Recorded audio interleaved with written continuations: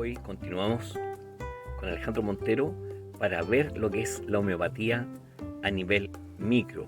Así como tomamos a nivel macro, a nivel micro se ha desarrollado mucha investigación y sobre esos conceptos vamos a conversar nuevamente con Alejandro.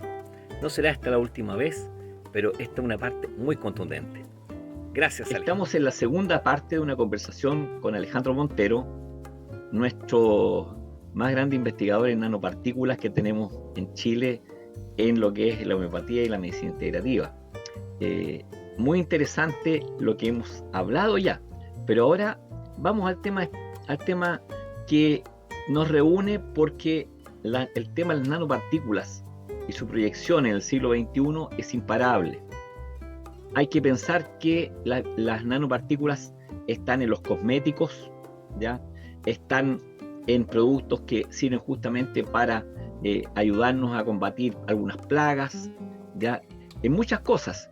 El tema es que la parte más médica, más de salud, ¿ya? No la hemos tocado como debiese haber sido, ¿ya? La homeopatía esto lo conoce, el sistema de producir nanopartículas, la conoce con la trituración, con la presión, ¿ya? Sacando agua justamente viva de los torrentes, ¿ya? La conoce desde hace más de 200 años. Pero esto que hoy día estamos conversando con Alejandro, yo creo que es fundamental como para ir aclarando hacia dónde caminamos. Alejandro, cuéntanos. Bueno, muchas gracias y vamos a tratar de explicar algunas cosas hasta donde se pueda explicar, porque este es un mundo, el nanomundo, un mundo bastante, yo diría, para nosotros tangencial en términos de su comprensión. Nos impresiona lo que vamos descubriendo, pero lo que se puede descubrir mucho más y obviamente es parte de lo que estamos tratando de acercarnos. Algunas cosas que son importantes. Cuando trabajamos el concepto de nanopartícula, hay que diferenciarlo. Hay que diferenciarlo en lo que es nanopartícula homeopática de lo que es la nanopartícula de la bioingeniería, ¿ya? Nosotros no manipulamos, no hacemos nada que tenga que ver con la creación de un ser humano respecto de un fenómeno de nanopartículas como sí se hace hoy día con biotecnología. Más bien lo que nosotros hacemos es modular la nanopartícula, que es muy distinto, ¿ya? Entonces nos tomamos de algo que es natural y que lo logramos modular. Esa es la gran diferencia, porque mucha gente se puede asustar y decir, bueno, entonces están manipulando y obviamente hay un cuestionamiento muy fuerte hoy día, ¿no es cierto?, a la producción de nanopartículas en ese otro sentido, ¿ya? No, en el caso de la homeopatía es distinto. Y lo que estamos tratando de entender es ese comportamiento que ya existe, la nanopartícula existe en la naturaleza, ¿ya? Entonces estamos tratando de entenderla y ver cómo en ese entendimiento nos permite hacer una medicina que tenga mucho aporte a las personas. Eso es lo primero. Y quizás también para poder entender esto, porque quizás viéndolo ahora, alguien podría pensar que esto es como ha sido un proceso como instantáneo. O sea, de repente aparece homeopatía, aparece nanopartículas. La idea es que también quizás contextualizarlo para poder entender lo que se va descubriendo. Así una breve presentación de la nanopartícula. Lo primero que hay que entender es que cuando se hicieron los remedios homopáticos, cuando Hahnemann hace los remedios homopáticos, no había comprensión de que lo que había en términos de análogamente, como cuando hace un remedio, ¿no es cierto?, de la farmacopea convencional, uno sabe que es un principio activo y es molécula. Cuando Hahnemann hace el producto, no sabe lo que es. Ha hecho algo que ha tenido un impacto tremendo, ha logrado sanar. Ese es el impacto.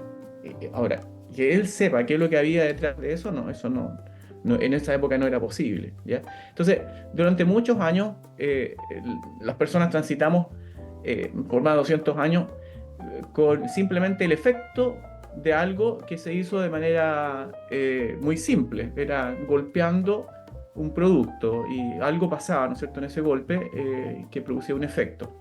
Lo que pasa es que con el tiempo se entendió que eso se hacía en un vehículo, se hacía en agua, y por lo tanto el agua, con una sustancia que se le agregaba, y al irla diluyendo, y al mismo tiempo que se diluía, se golpeaba fuertemente, algo iba pasando, y en la medida que más se diluía y se golpeaba siempre de la misma manera, producía esos efectos benéficos en la salud, una cosa impresionante. O sea, por eso generó tanta controversia, porque decía, bueno, si se diluía, no era nada más que el efecto placebo.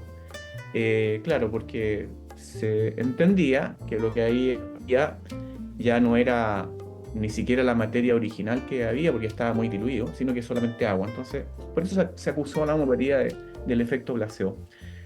Pero, y aquí es donde viene lo interesante, hay muchos autores que han trabajado el tema, para empezar, del agua. No voy a llegar todavía a la nanopartícula, pero del agua.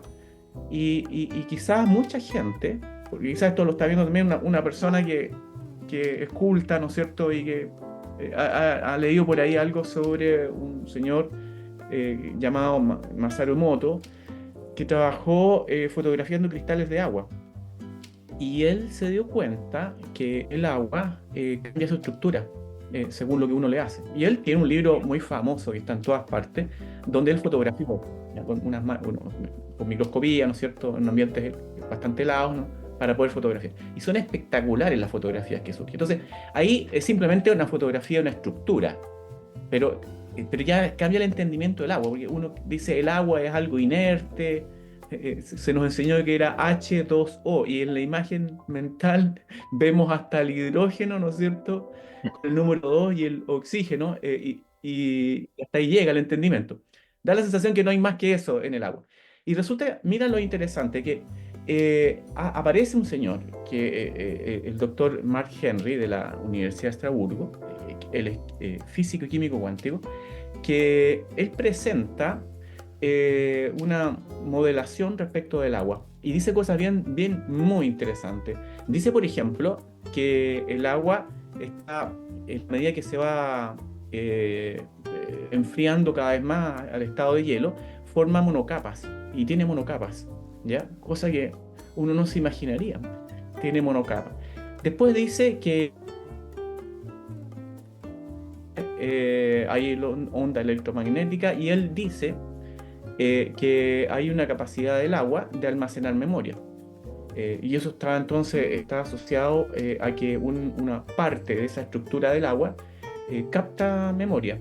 Y no solamente se queda con eso, sino que él además calcula, en una palabra que quizás puede ser también bastante más próxima a toda la gente, los bytes, porque uno tiene un computador, ¿no es cierto? Tiene gigabytes en un computador, ¿no es cierto?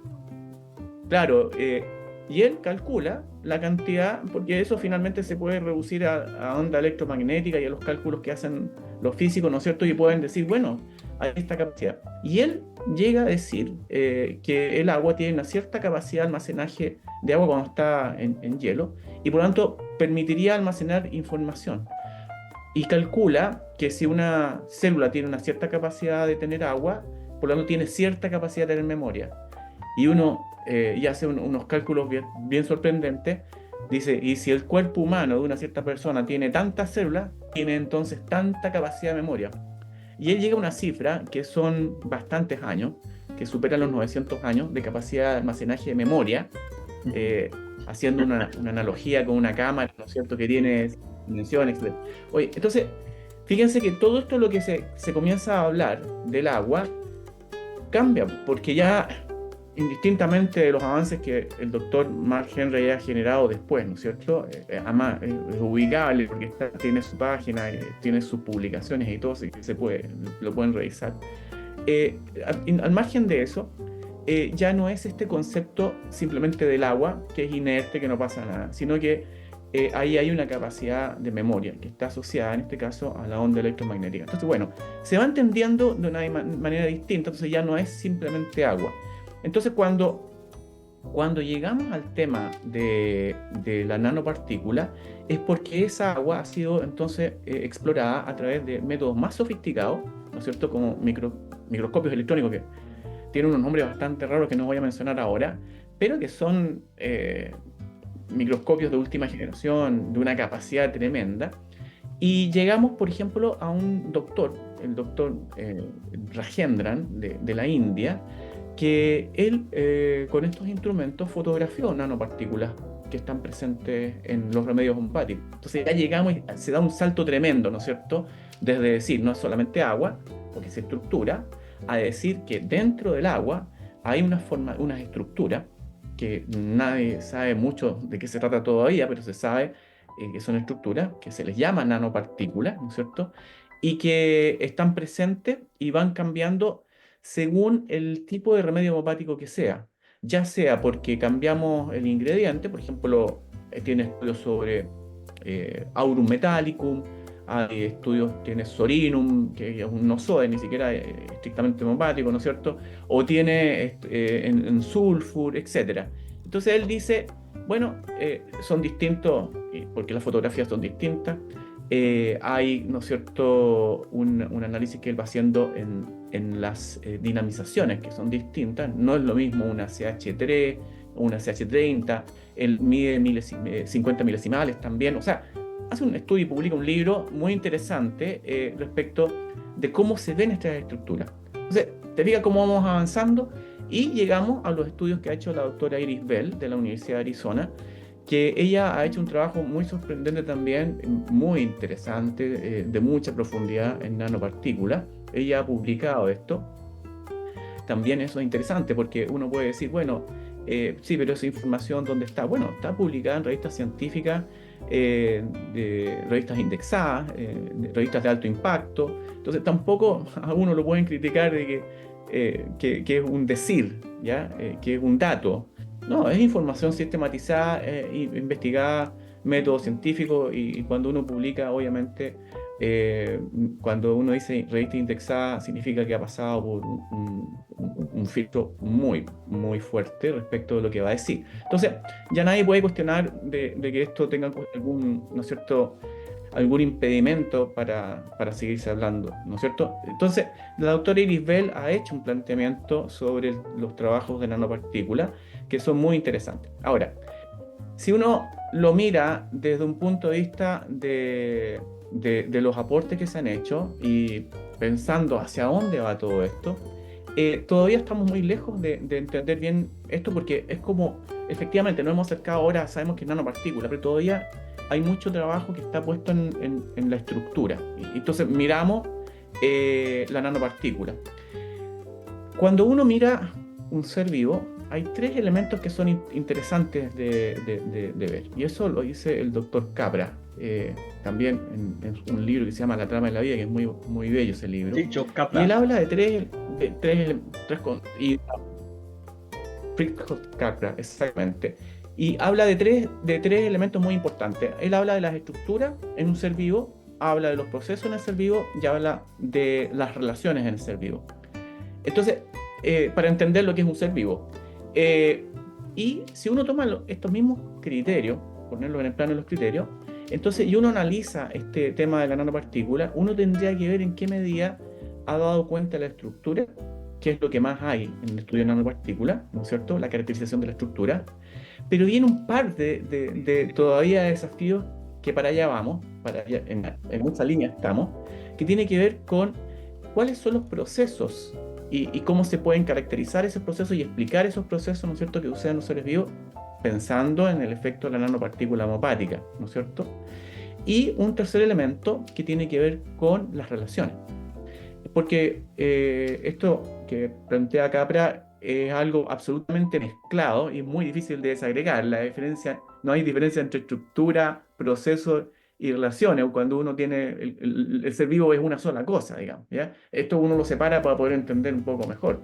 Entonces, la pregunta para uno, en el entendimiento de las nanopartículas homeopáticas, tiene que ver con, ya, hemos desarrollado la nanopartícula en términos de su estructura.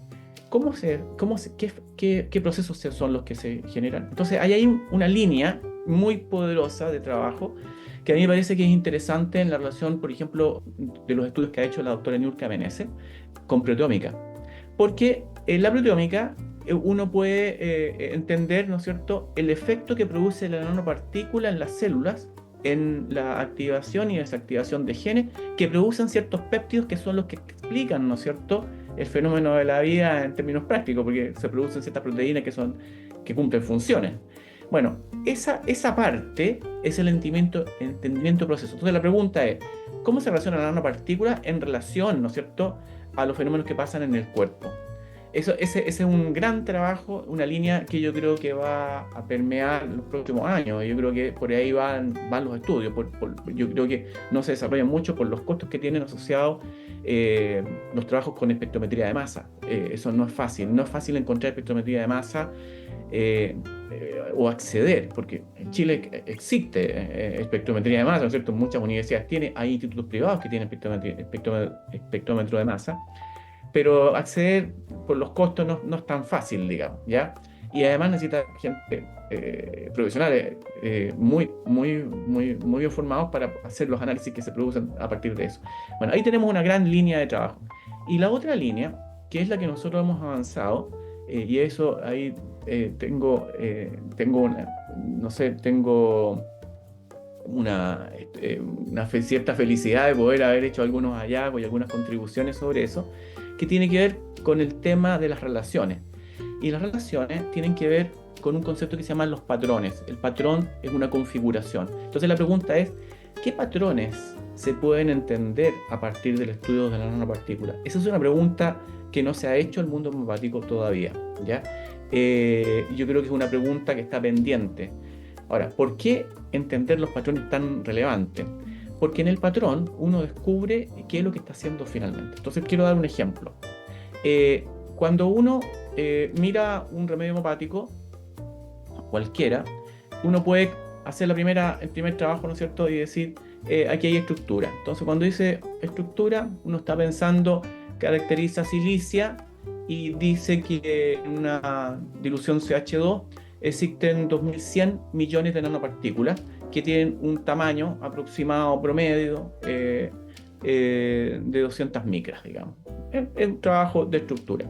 El punto está, entonces, es que esa es una información que a todos nos pone muy contentos porque ya sabemos que no es cualquier cosa, existen 2100 millones, entonces no es una invención, ya, existe, ya, entonces tenemos un gran avance.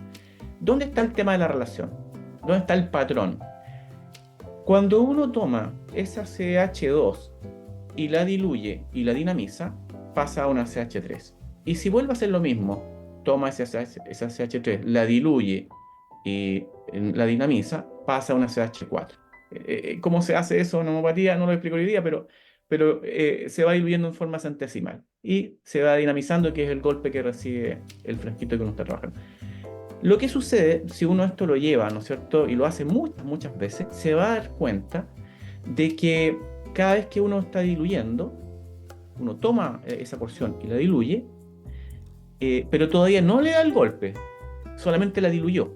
Entonces, supongamos, para entenderlo, tomo 1 centímetro cúbico de eso que ya venía preparado, ¿cierto?, que ya está dinamizado y tenía 2100 millones, tomo 1 centímetro cúbico y lo diluyo ahora en 100 centímetros cúbicos, ahí en un total de 100 centímetros cúbicos, o sea, para llegar a 100 centímetros cúbicos, cuando yo mido la cantidad de nanopartículas, es una proporción bastante baja, que obedece a la proporción que obtuve de los 2100. Si un 10% son 210 millones nomás, bajé de 2100 millones a 210 millones. Y eso es lo que tengo. Pero aquí viene la parte muy sorprendente.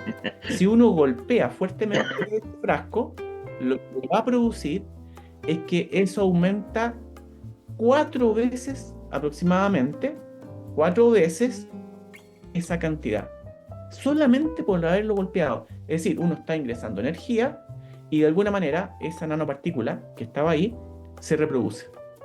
Eso es lo que pasa. Pero no solamente se reproduce y con el mismo golpe se parte. Y se parte y se achica y se vuelve a juntar y muchos se van juntando. Eso es muy interesante por otra razón que tiene que ver con que las nanopartículas en la medida que uno va haciendo más esto, va partiéndose y se van juntando unas con otras. Eso es importante porque originalmente se supone que lo que va sucediendo es que se va capturando la información que está quizás en alguna parte, se va compartiendo en un todo. Entonces las últimas, las que tienen más diluciones, son nanopartículas que tienen más información. Tienen más información y tienen más energía. Y eso es lo que va pasando. Analizar ese comportamiento nos llevó a nosotros a concluir que hay un comportamiento que se llama, que nosotros lo bautizamos como la capacidad de multiplicación, ¿ya? Y la capacidad de multiplicación en el remedio homeopático es el elemento más interesante que yo encuentro para poder definir lo que es un remedio homeopático en términos de su efectividad. Y eso, bueno, necesita obviamente mucho más estudio, que ahora tendríamos que ver cuál es la relación entre una capacidad de multiplicación y la efectividad de un remedio en un determinado enfermo. ¿Se fija? Entonces, claramente se nos abrió una puerta gigante, donde tenemos que hacer investigación, ¿ya?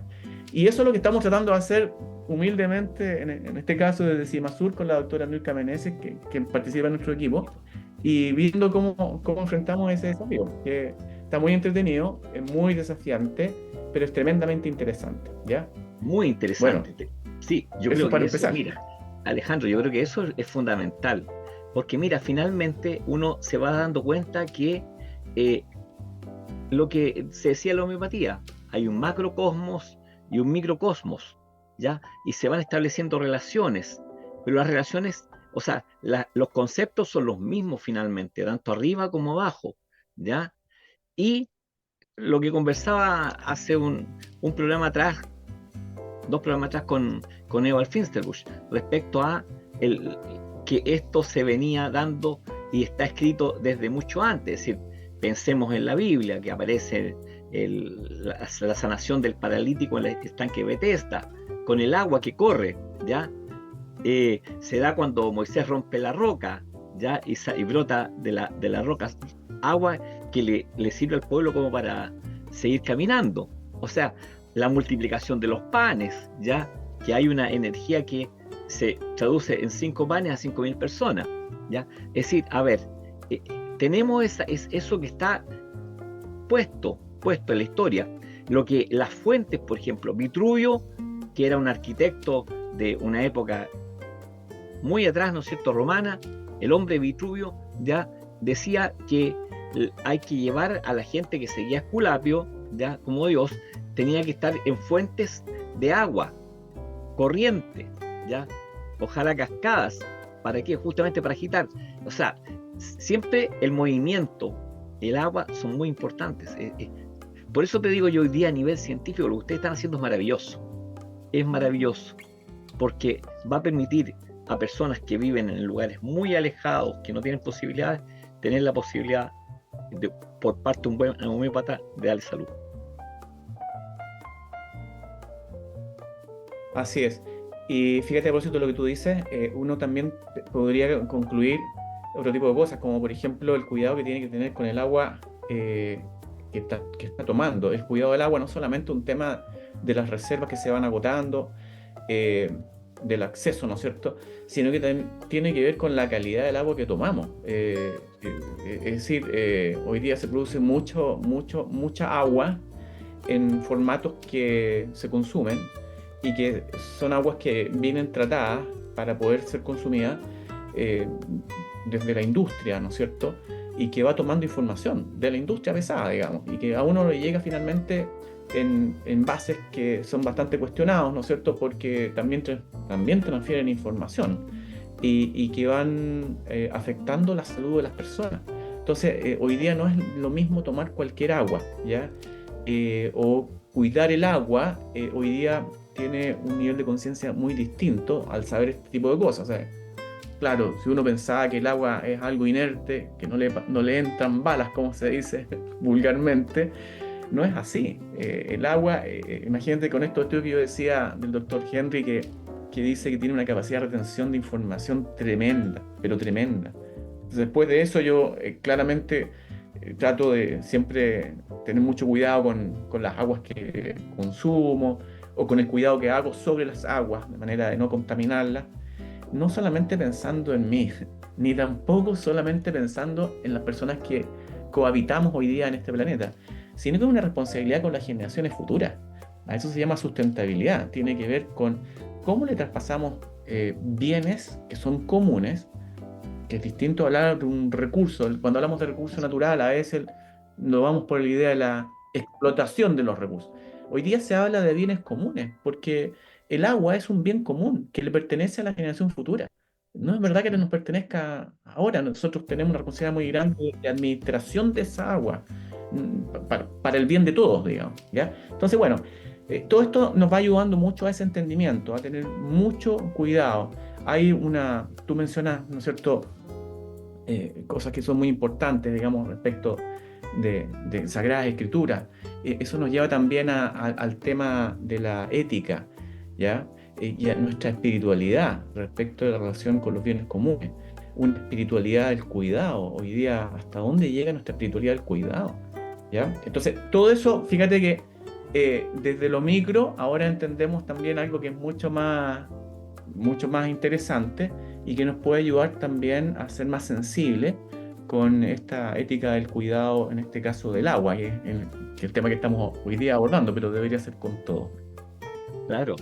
Bueno, y yo te digo, Chile es un lugar privilegiado.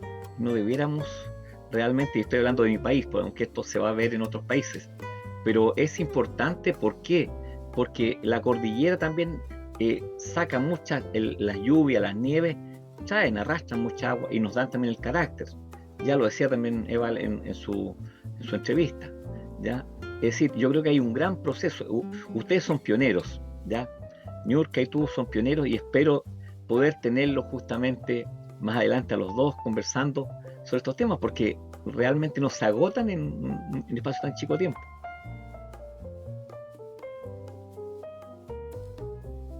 Gusto. Yo estoy seguro que Niurka va a estar muy contenta de participar en este tipo de encuentros, así que estamos disponibles para... Alejandro, no sé qué consejo quieres darle a quienes nos están viendo.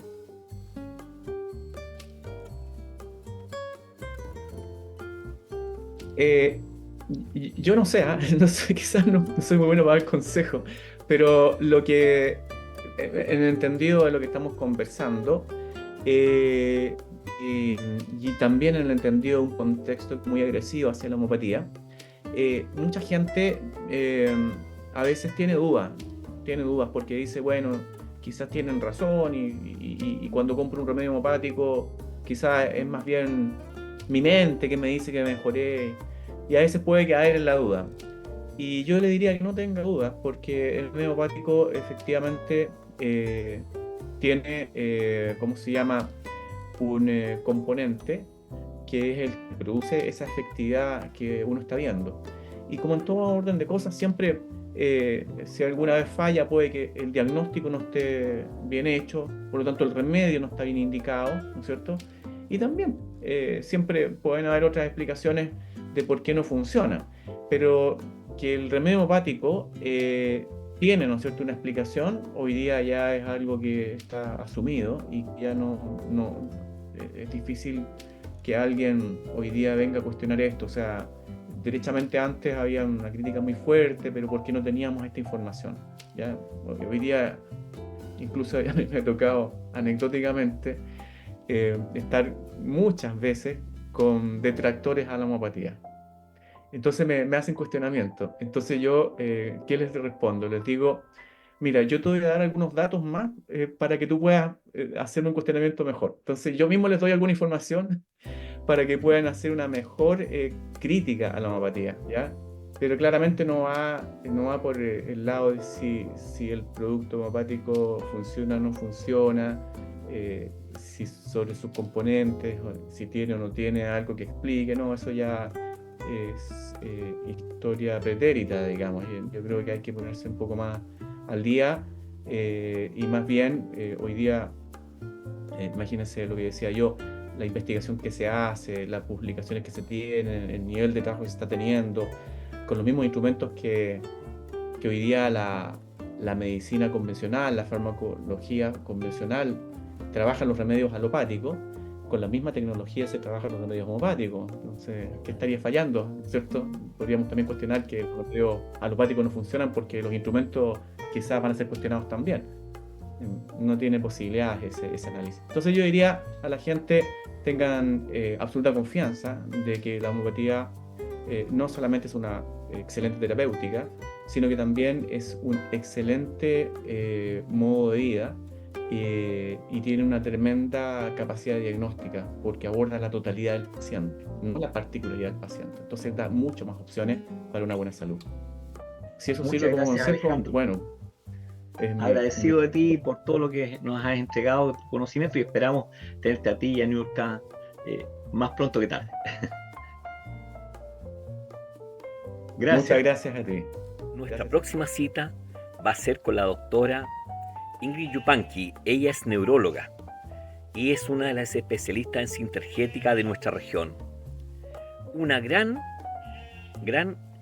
convocatoria para esta actividad, porque ella nos va a dar algunas novedades específicas de lo que se está haciendo y eso qué cambio va a poder realizarse también en la atención, pero sobre todo para entender lo que es la sintergética, que es una medicina que es una síntesis de muchas otras y que tiene también una labor comunitaria muy interesante. Los invitamos entonces para el próximo miércoles.